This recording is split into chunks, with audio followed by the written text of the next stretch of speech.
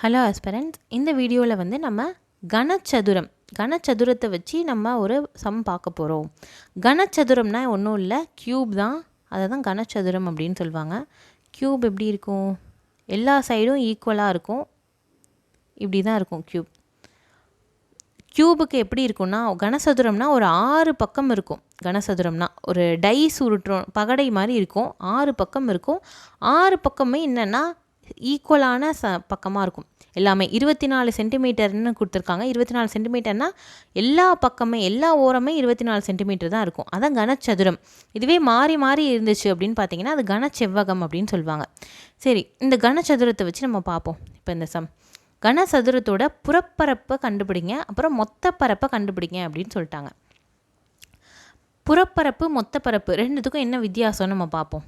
மொத்த பரப்புனா ஈஸியாக போட்டுடலாம். மொத்த பரப்புனா இந்த கனசதுரத்தோட மொத்தமாக இருக்கிற பரப்பு. மொத்தம் வந்து என்னென்னா, இந்த கனசதுரத்துக்கு எத்தனை முகம் இருக்குதுன்னு பார்த்தீங்கன்னா 6 முகம் இருக்குமா, 6 பக்கம் இருக்கும். 6 ஃபேஸஸ் அப்படின்னு சொல்லுவாங்க. பகடைனா 6 பக்கம் இருக்கும். அதனால் நம்ம என்ன பண்ணுவோன்னா, அதோடைய பரப்பளவோட ஃபார்முலா 6a² அப்படின்னு போடுவோம்.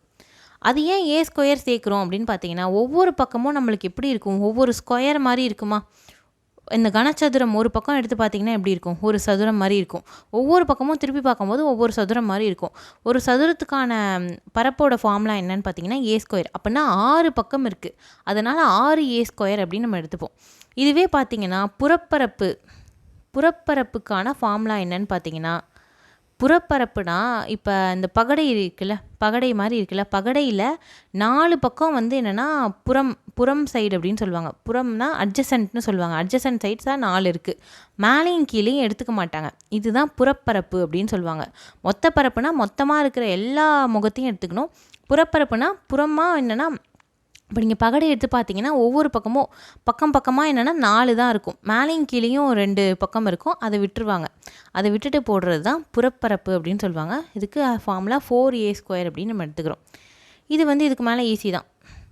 ஏ வந்து என்ன கொடுத்துட்டாங்க நம்மளுக்கு, 24 சென்டிமீட்டர் அப்படின்னு என்னென்னா ஏவோடைய மதிப்பை கொடுத்துட்டாங்க. இதை வச்சு நம்ம போட போகிறோம். 6 × a² என்ன, 2 தடவை பெருக்கணும். 24 × 24. கீழே பார்த்தீங்கன்னா இதுக்கு என்ன போடணும், 4 × 24 × 24 அப்படின்னு போடணும். சரிங்களா? இப்போ நம்ம இது எப்படி ஈஸியாக பெருக்கலாம் அப்படின்னு பாருங்கள்.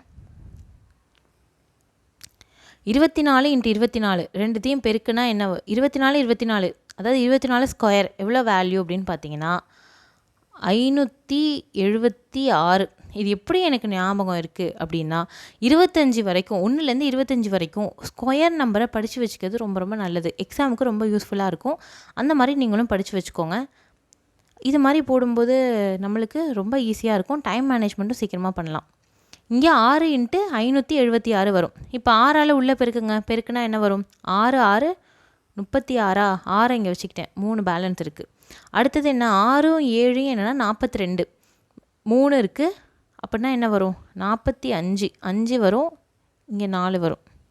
சரியா? மிச்சம் 4 எனக்கு இங்கே இருக்குது. அடுத்தது 6 5 பெருக்குனா என்ன வரும், 30. இங்கே ஒரு 4, 34 அப்படின்னு நம்மளுக்கு வரும்.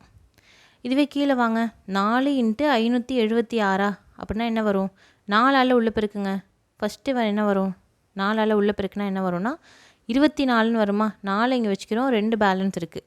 திரும்ப 4யும் 7யும் பெருக்குனா 28வா, 28 ஒரு 2 ஆட் பண்ணால் என்ன வரும், 30ன்னு வரும். இங்கே 0 போடுறோம், மிச்சம் 3 வச்சுருக்கோம். 4 5 20, 20ம் 3ம் 23 அப்படின்னு வருமா. ஓகே, இப்போ நம்மளுக்கு புறப்பரப்பு என்ன வருது, 2304 அப்படின்னு வருது. மொத்த பரப்பு 3456 அப்படின்னு வருது. அப்படின்னா நம்மளுக்கு ஆப்ஷன் சி தான் கரெக்டான ஆன்சர். சரிங்களா? இந்த சம் உங்களுக்கு புரிஞ்சிருக்குன்னு நினைக்கிறேன். உங்களுக்கு ஏதாவது டவுட்ஸ் இருந்தால் கமெண்ட் செக்ஷனில் கேளுங்க. நம்ம நெக்ஸ்ட் வீடியோவில் இதே மாதிரி ஒரு ப்ராப்ளம்மை வந்து பார்ப்போம். தேங்க்யூ.